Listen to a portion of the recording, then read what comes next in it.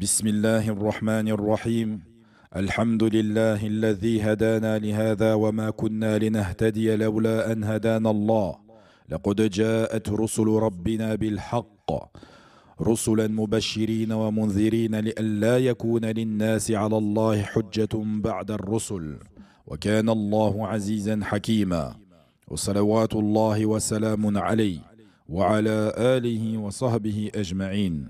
Salam Allahi alaykum wa rahmatullahi wa barakatuh.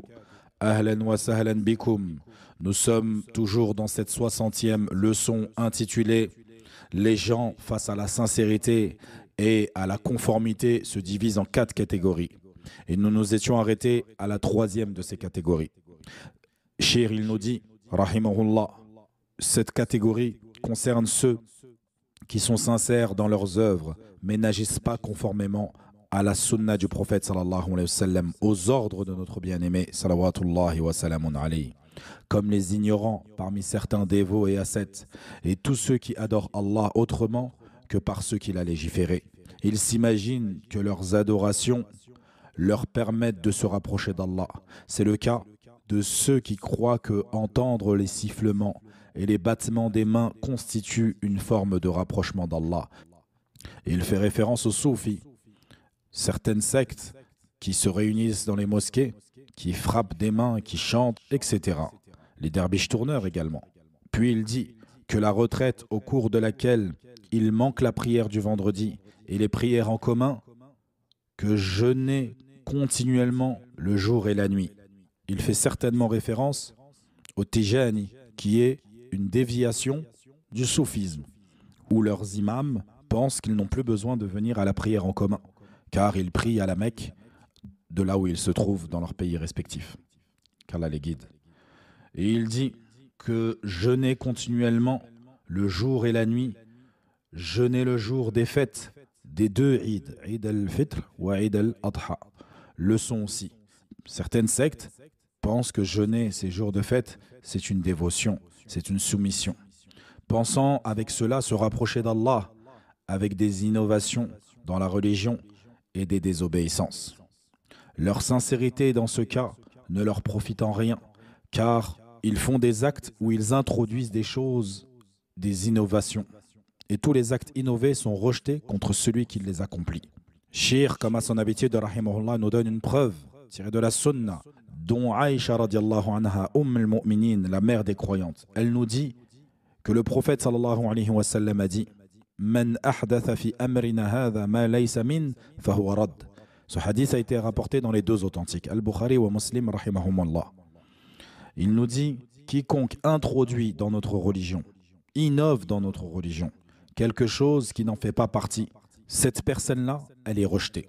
Sachez que ce sujet et cette 3e catégorie, c'est celle par laquelle 90% des croyants sont impactés, sont touchés.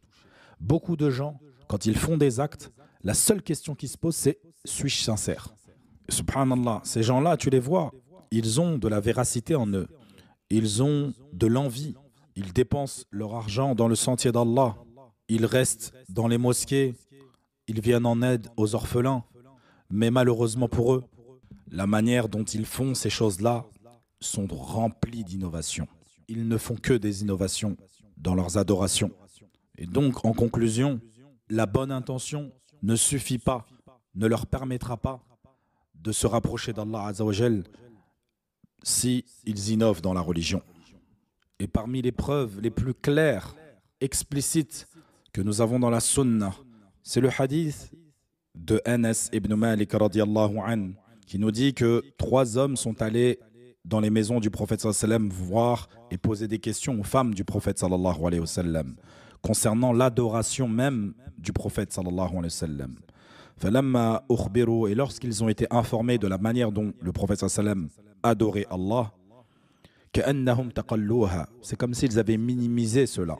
Ils dirent ayna nahnu min rasulillahi sallallahu alayhi wa sallam wa qad ghafara Allahu lahu ma taqaddama min dhanbi wa ma ta'akhkhar.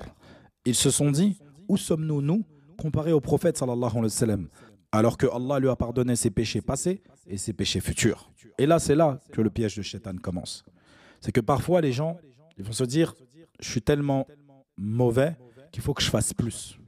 Ils ne vont pas chercher à faire bien, mieux, mais ils vont faire plus. Ils pensent que la quantité, c'est la réussite. Al-Muhim, ces hommes-là, ils ont minimisé l'adoration du prophète sallallahu alayhi wa sallam envers Allah. Et c'est là que l'un d'entre eux a dit « Quant à moi, je jeûnerai tous les jours ». Le second a dit « Moi, je prierai toutes les nuits, je ne dormirai plus ». Quant au troisième, il dit « Je n'épouserai pas de femme ». Ces trois actes-là, on pourrait considérer que c'est des actes louables. Ils ne veulent par cela que se focaliser intégralement, donner leur vie à Allah Azza wa Jal et à personne d'autre. Plus de temps pour s'arrêter et manger, on ne fait que d'adorer Allah chaque jour. Plus de temps pour dormir toutes les nuits, on consacre ces nuits pendant que tout le monde dort à Allah Azza wa Jal. Et le troisième, plus de temps à devoir construire une famille, à devoir être au service d'une femme, il se met au service d'Allah, le tout miséricordieux, le très miséricordieux. Tels les prêtres, ce qu'ils ont fait dans le christianisme. Donc, un ignorant dirait, c'est louable, masha'Allah. Mais le prophète sallallahu alayhi wa sallam, qui est notre éducateur, qui est notre exemple par excellence, il est monté sur Mimbar, il a appelé ses compagnons pour qu'ils se réunissent face à lui. Et il dit « Innama ana a'lamukum billah » Je suis celui qui connaît le plus Allah. « Wa akhshakum lah » et celui qui craint le plus Allah. « Walakinni asumu wa uftir wa usalli wa arqud wa atazawwaju an-nisa faman raghiba an sunnati falaysa minni » Quant à moi, je jeûne et je romps le jeûne. Je prie la nuit et je dors également. Et j'épouse les femmes. Celui qui se détourne de ma sunna ne fait pas partie de moi. Il s'est désavoué clairement que celui qui veut innover dans notre religion, le prophète sallallahu alayhi wa sallam se désavoue de lui. Wa na'udhu billah. Et comme il a été rapporté d'une parole des anciens, il disait « Laysa kullu mujtahidin musiban » Ce n'est pas toute personne qui fait des efforts qui va atteindre l'objectif. Parmi les exemples des grandes innovations de notre siècle, ceux qui vont se faire exploser. Quand ils vont se faire exploser, quelle intention ils ont? Ils pensent qu'en faisant cela, ils vont se rapprocher d'Allah. Ils vont avoir un paradis sous lequel coulent des ruisseaux et qui vont avoir un nombre de hurul ayn, etc., etc. Donc leur intention ne suffit pas pour prétendre au bien fondé de leur acte. On pourrait mettre également en avant ceux qui dorment pas de la nuit, font le plat du pays le plus connu, le plus aimé, en vue de célébrer la naissance du prophète sallallahu alayhi wa sallam.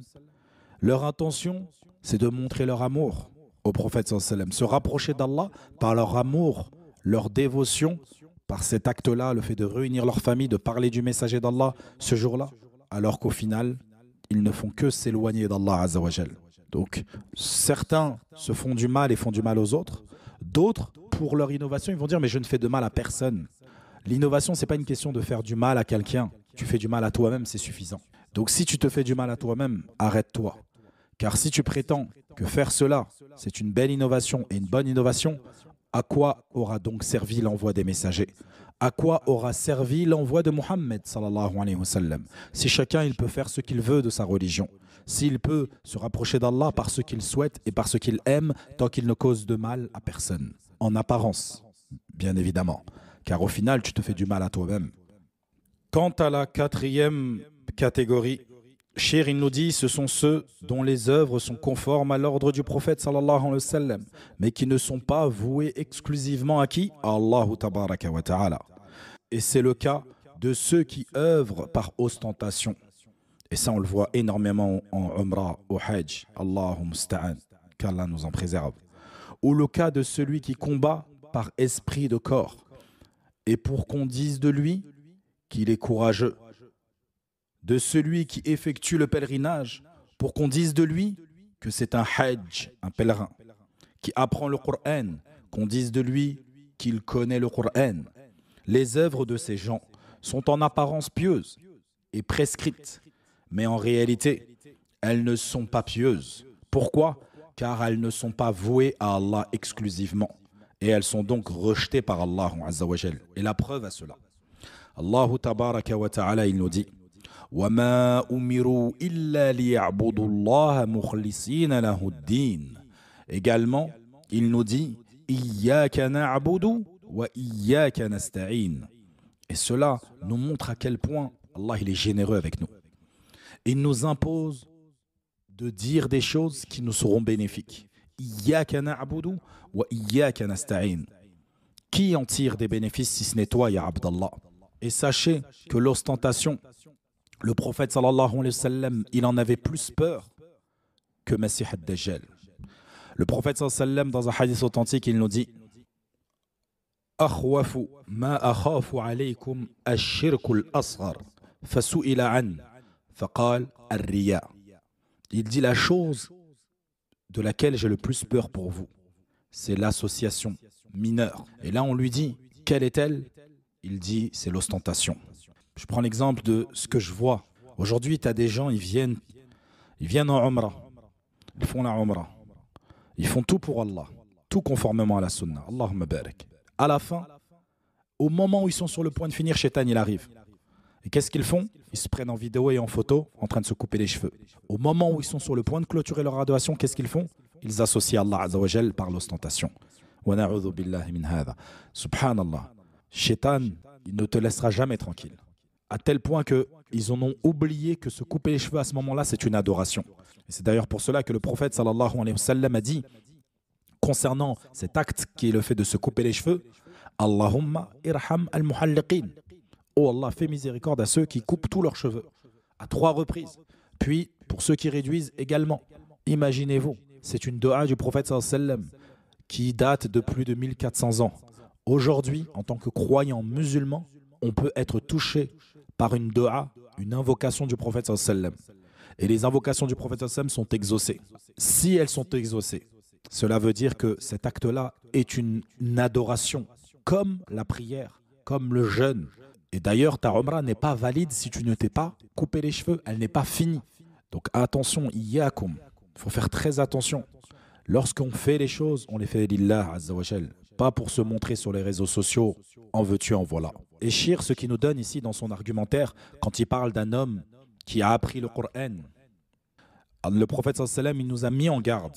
Il a mis en garde toute sa communauté. Et il a pris l'exemple de 3 hommes qui sont les premiers à être traînés par le visage et jetés en enfer. L'un d'eux est un homme qui aura appris la religion, qui l'aura enseigné. Et lorsqu'Allah lui fera reconnaître ses bienfaits, il lui demandera « Pour qui as-tu fait cela ?» Et il dira « Pour toi, ya Allah ». Il dira « Tu mens. Tu l'as fait pour que les gens disent de toi « Tu es un savant. Tu es un connaisseur. » Quant au second, il aura dépensé son argent. Donc il aura travaillé, il aura sué pour gagner son argent, honnêtement. Et lorsqu'il le dépensera, il le dépensera dans le sentier d'Allah. Allah lui fera reconnaître tout cela. Et il lui demandera, pourquoi as-tu dépensé ton argent? Et il dira, pour toi, ya Allah. Au final, Allah lui dira, tu mens. Tu l'as dépensé pour qu'on dise de toi, tu es généreux. Et certes, il a été dit que tu étais généreux. Il sera pris par le visage et jeté en enfer. Et le troisième, c'est un homme fort, courageux, qui n'a peur de rien. Sa force que Allah lui a accordée, il l'aura dépensée dans le bien.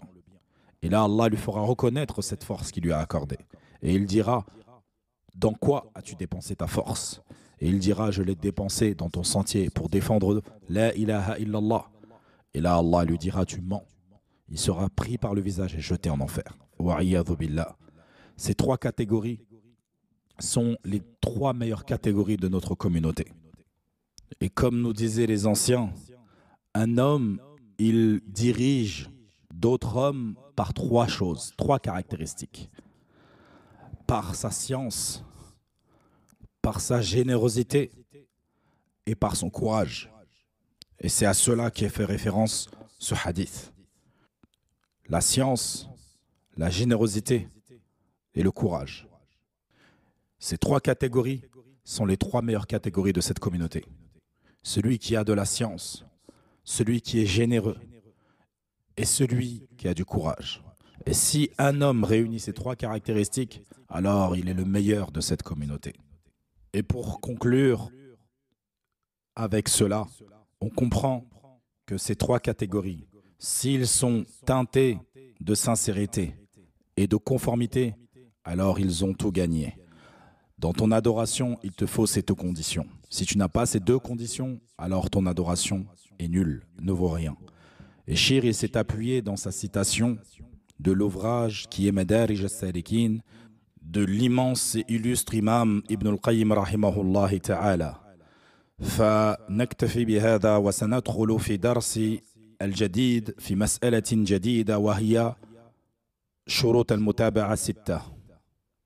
فبارك الله فيكم، أسأل الله تبارك وتعالى أن يعلمنا ما ينفعنا وأن يزيد لنا توفيقا.